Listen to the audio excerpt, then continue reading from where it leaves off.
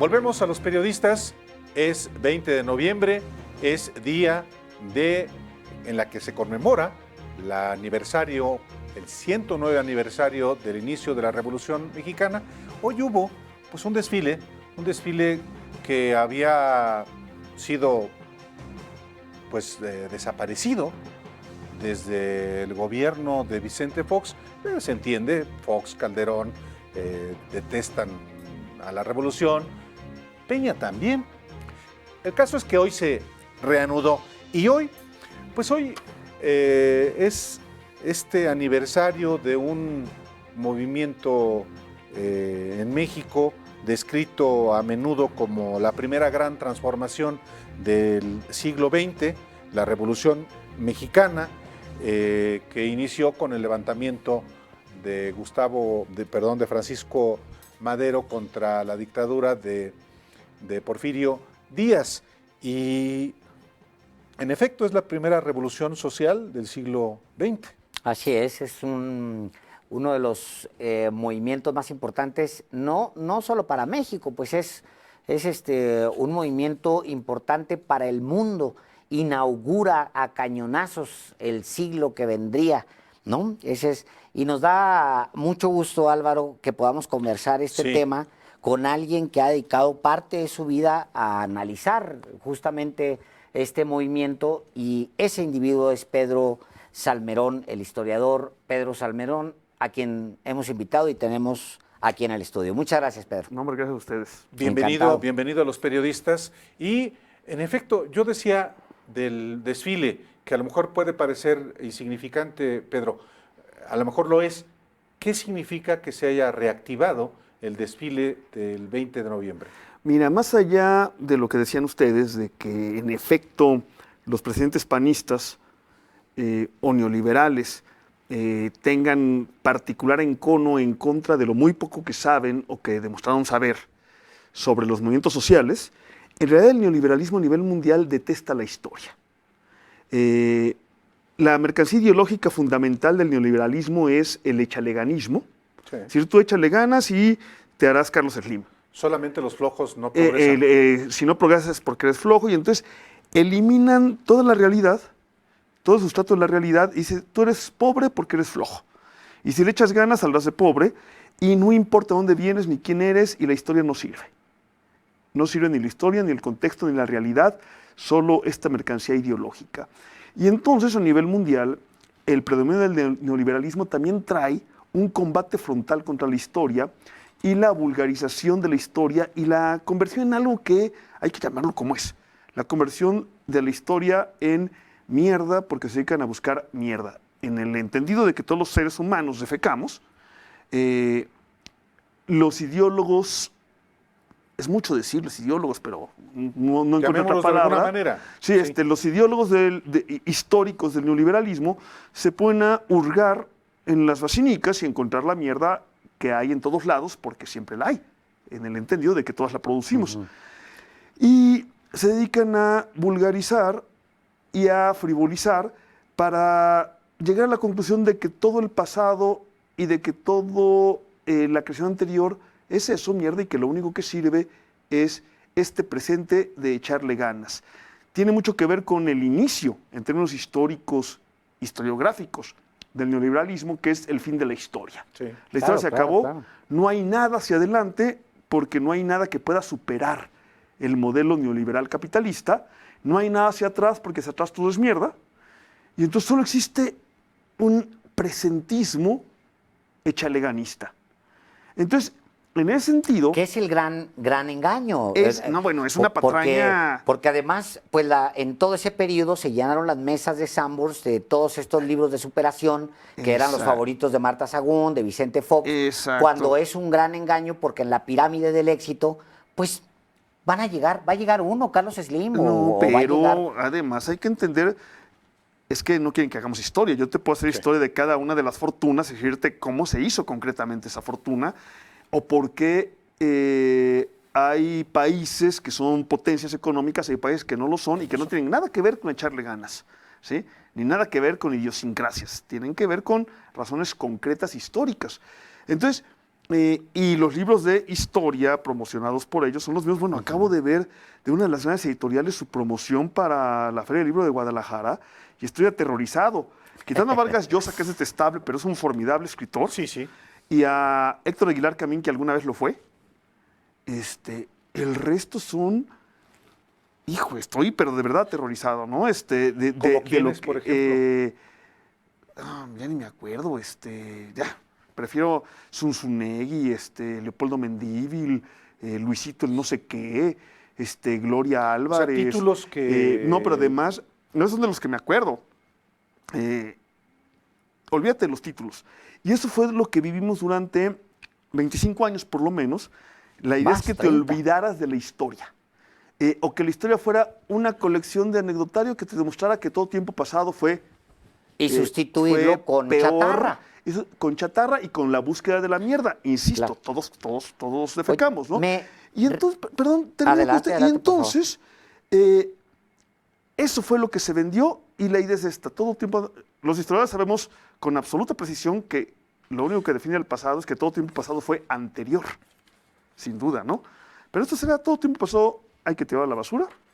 El futuro no existe, solo existe este presente del neoliberalismo. Entonces, volver a reivindicar la historia, sea como sea, de entrada es una victoria de la izquierda, de este movimiento que ahora gobierna y de nosotros los historiadores. Pensaba, Álvaro Pedro, que en Peter Drucker, que es el que lanza digamos, las primeras ideas sobre este neopositivismo, las ideas sobre que llenaron las mesas de Sambors al final, y digo Sambors porque no digo cualquier otra librería, que es un genérico, pues, ¿no? Las mesas y casi todos los estantes, los aparadores se llenaron de esos de 100 claves o 5 claves para convertirte millonario, y eso no incluye robar, ¿no? Sí. Bueno, al final hay una entrevista muy interesante de Peter Drucker que le hace The Wire, la revista Wire, que es muy curioso que se la dé a The Wire, y donde él dice, está él en el retiro, después de haber sido el CEO de GM, de General Motors, de haber sido, dice, ¿qué siente haber sido usted el padre de toda esta corriente de escritores que se enriquecieron y usted está en California viviendo? Dijo, pues siento mucha vergüenza, porque destapé un engaño, el mayor engaño de las últimas décadas, porque la pirámide que yo dibujé al principio fue al revés. Sí. Es decir, la base hacia arriba y el éxito no era el que estaba en la parte alta, sino en la parte de abajo. Ese era el éxito, porque era el que podía detonar a todos los demás. Y en un arranque de sinceridad dice, pues fue un gran error que abarcó varias décadas, ¿no? Pero era un error inducido por la propaganda permanente. Por supuesto, claro. Entonces, regresando a el desfile, estuvo bien, estuvo mal, todo lo que lo acompañó estuvo bien, estuvo mal, eso ya será... Además no tuve oportunidad de ver, casi de verlo. Pero el hecho mismo de que haya estado ahí reactivado es un triunfo de la historia y de los historiadores. El que sí vi muy de cerca fue el del 15 de septiembre y me pareció un gran logro que se pusiera en el centro del debate la discusión sobre la historia. Porque era discutir la historia. Una cosa que también me consta, al menos me constó durante el tiempo que estuve ahí, que no quiere el actual gobierno, es una versión única de la historia. Lo que queremos es discutirla, ¿sí? Y la estamos discutiendo, y eso para mí es una maravilla. Pero además la revolución, perdóname, Álvaro, sí, por favor, la revolución pues es un evento apasionantísimo, rico. Es fabuloso. Fabuloso, sí. Visto desde la gran novela, por ejemplo. Fui soldado de Levita, se me vienen los títulos casi en cascada. Es uno de los más grandes eventos del siglo XX y haberlo menospreciado fue tan idiota como haber bajado el cuadro de Juárez en Los Pinos. Es que lo intentaron, pero no pudieron. Estúpido por la historia. Es que lo intentaron, pero no pudieron, porque no se puede parar a personajes con la fuerza y la vitalidad, por ejemplo, de Zapata. Cuando la gente grita Zapata vive, en realidad está trayéndolo a la vida porque representa cosas que hoy se están discutiendo. La defensa de los recursos, de la tierra, de la comunidad está viva hoy. y está viva hoy en la idea de Zapata, que además podemos enlazarlo directamente con los movimientos campesinos e indígenas actuales. Claro. Como a Flores Magón con el movimiento de los trabajadores, directamente, te puedo hacer la genealogía Claro, directa por supuesto. que enlaza No, y al con el movimiento ZLN con Zapata, chicano, ¿no? y con, o sea, hay una línea de tiempo. Con el movimiento, por ejemplo, ahora que algunos acusaron de racista al presidente porque hizo una idea diferenciada a la hora de las pensiones. Es la acción afirmativa por la Así que es. peleó Martin Luther King y que aprobó el propio presidente Kennedy hace medio siglo. Claro. Se llama acción afirmativa. Claro, por supuesto. Y está conquistada. De hecho, en México funciona. Por ejemplo, yo que soy miembro del Sistema Nacional de Investigadores, te puedo decir que todos los mecanismos para científicos del Sistema Nacional de Investigadores tienen edades diferenciadas para las mujeres que para los hombres, y nunca nos quejamos los varones de esa acción afirmativa del Sistema Nacional de Investigadores que aplica a todos los científicos desde que existe el SNI. Por supuesto. ¿Sí? Estamos hablando con Pedro Salmerón.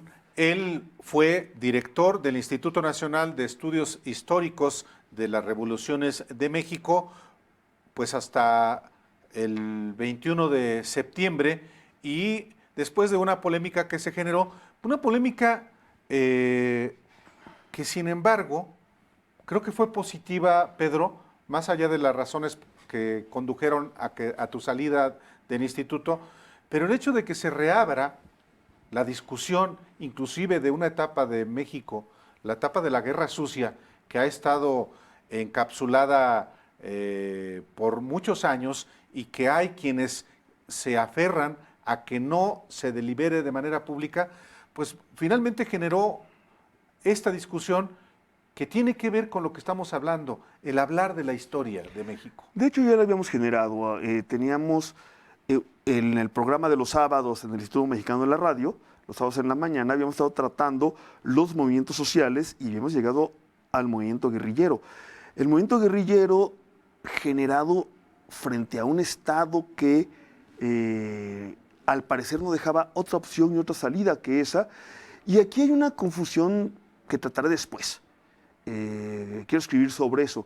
La idea de tratar de comprender la violencia del pasado es defenderla o es hacer una apología de la violencia.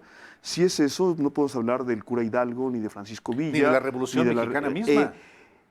Justamente mi último libro de investigación, mi último libro publicado, es decir, no porque vaya a ser el último, que es el que habla de la etapa más violenta de la historia de México, mi libro se titula 1915, México en Guerra, termina justamente diciendo, yo estudio esta violencia y además hay una violencia que casi no aparece en el libro, que es la peor de las violencias, la violencia contra los pacíficos.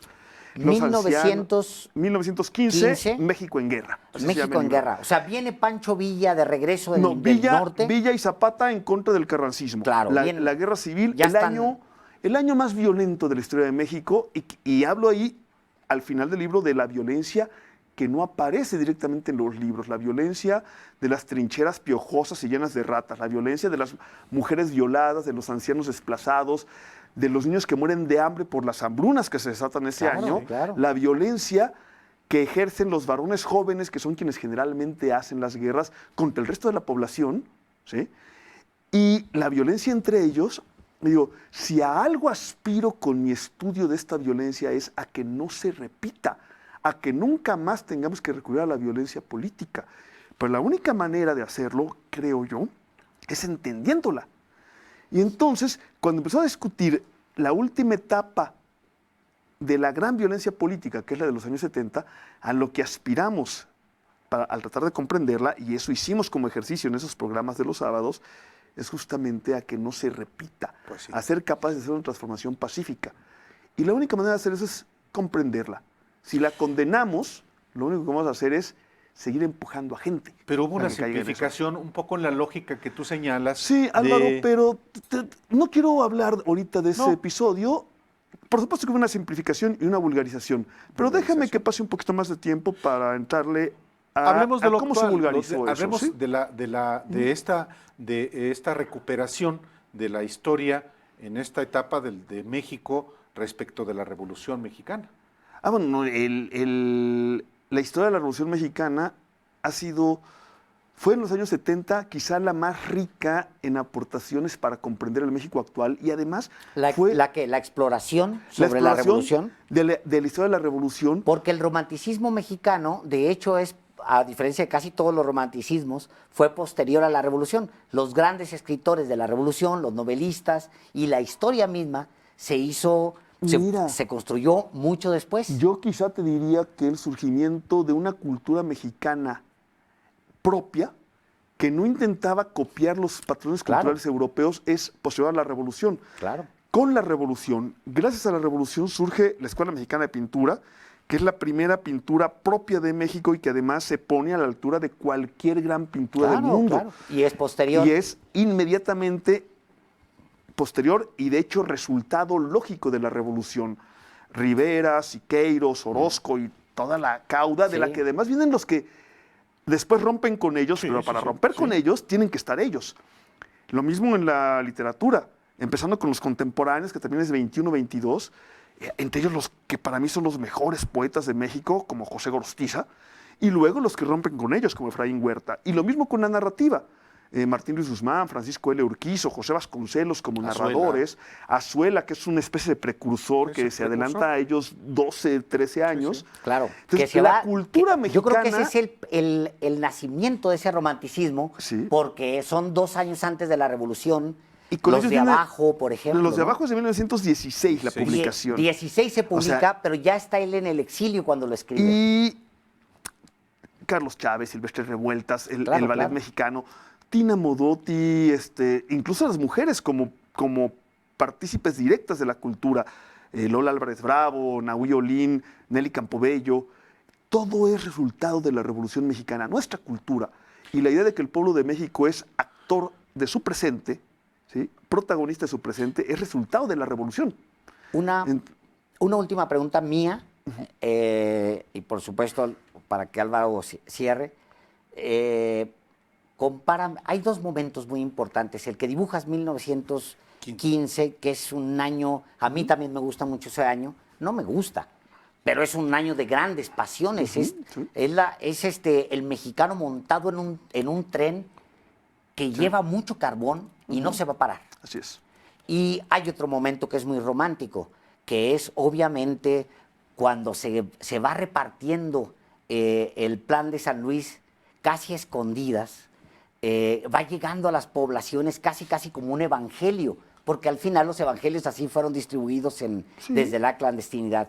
2 momentos, uno romántico, uno muy violento, Pedro. Sí, fíjate que yo creo que mi próximo libro de investigación de fondo tiene que ser una biografía de Madero y el subtítulo provisional es El vilipendiado, es al que menos hemos comprendido y al que de uno y otro lado más se le pega de manera injustificada, y Madero es el gran romántico en el mejor sentido de la palabra, el gran entregado, y además lo estamos leyendo ahorita. Ayer publiqué en La Jornada, ayer martes, un texto que se llama Instrucciones para un golpe de Estado, y es fundamentándome en 3 grandes autores que han leído La Decena Trágica, 4, con Manuel Márquez Sterling, el ministro de Cuba en México en aquellos tiempos, que son Ariel Rodríguez Curi, Adolfo Gili y Paco Ignacio Taibo II, entender cómo hay un guión de golpe de Estado diseñado por Victoriano Huerta que siguen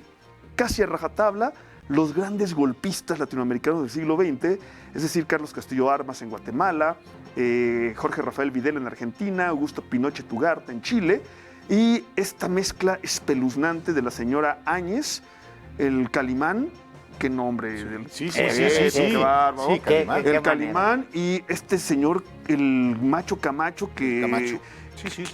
son verdaderamente llamados cívicos y que son golpistas. No, es que una de las características de este tipo de golpes es la combinación de lo cívico-militar. En todas aparece esto, ¿sí? Entonces, encontrar también en Madero esto que estamos viviendo hoy, que yo creía que ya era historia y que ya no íbamos a vivir. Qué apasionante. Pero vamos a un corte y volvemos.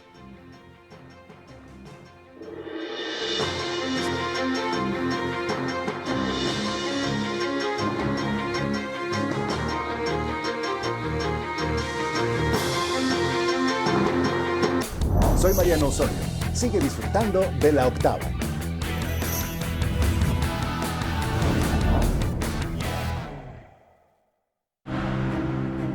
Escucha su mirada. Escucha su habitación. Escucha sus amistades.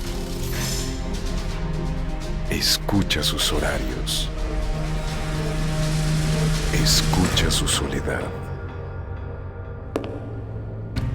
Escucha su corazón y muéstrale que no está solo. Una cosa es no querer decirles nada y otra cosa es decirles de todo. Una cosa es dejarla salir y otra cosa es ahogar las penas en un vaso. Una cosa es disfrutar conectado y otra cosa es vivir esclavizado. ¿Y tú qué eliges? La decisión es tuya. Escuchemos primero. Juntos por la paz.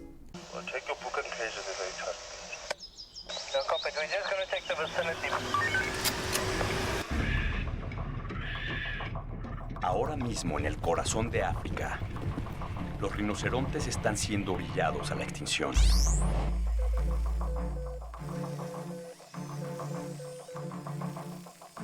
Los cazadores furtivos son mercenarios que matan a los rinocerontes por su cuerno y a quien se ponga en su camino. Afortunadamente existen los Rangers, guardianes de los animales, dispuestos a arriesgar sus vidas por ellos. Pero necesitan ayuda. Africam Safari envía regularmente equipo táctico y de protección a los Rangers para ayudarlos en su rescate de los rinocerontes. Pero en esta ocasión decidimos enviar algo más. Al Ranger perfecto. Una persona altamente comprometida con el medio ambiente, bien capacitada para enfrentar los riesgos de la sabana, pero sobre todo con el indomable corazón latino. Bienvenidos a Rescate Táctico. Como ustedes saben, el día de hoy estamos buscando al nuevo Ranger mexicano. Los Rangers son soldados que dan su vida por los rinocerontes. Yo quiero preguntarles a ustedes si tienen las habilidades para ser el nuevo Ranger. ¡Sí! Se van a enfrentar Jota contra Alexa.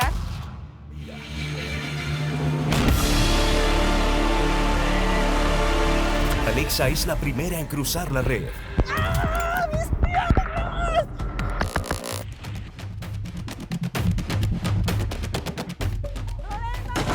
La gran tirolesa.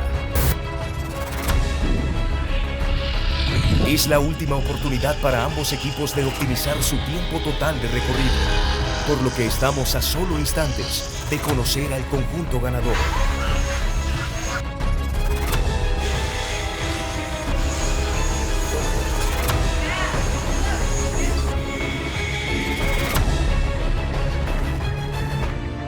Para encontrar a ese guardián ideal que nos ayude en el rescate, lanzamos este desafío. Rescate táctico. El desafío.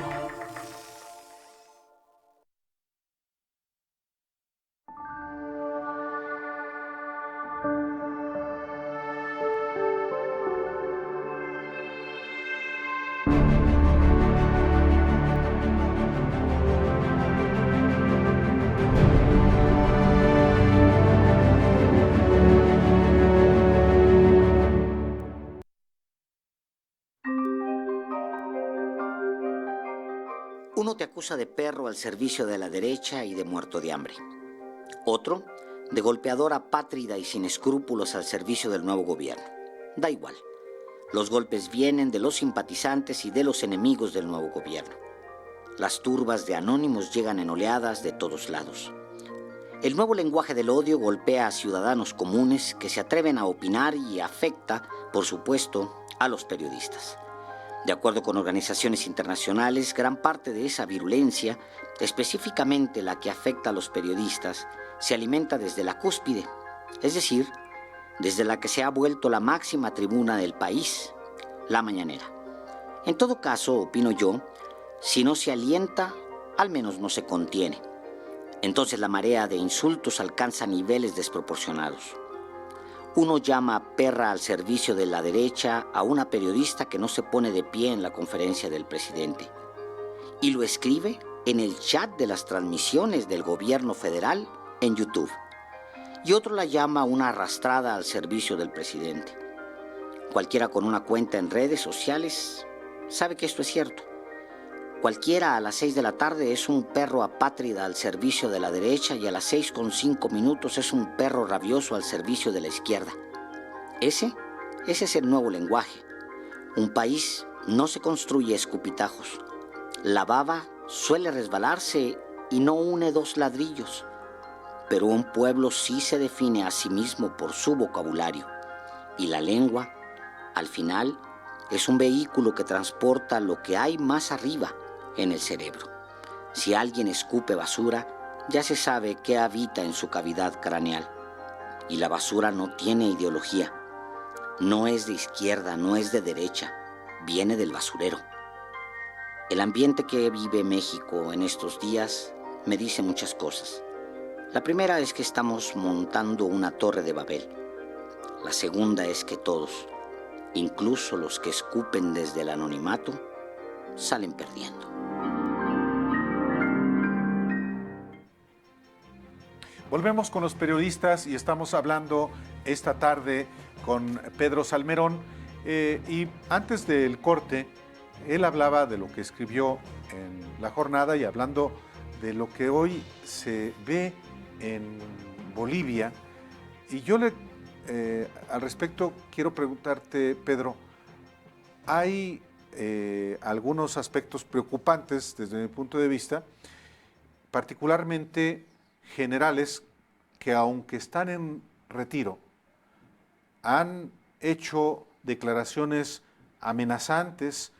¿Tú ves la posibilidad de que pueda gestarse un golpe de Estado en México? No ahorita. ¿Por qué no ahorita?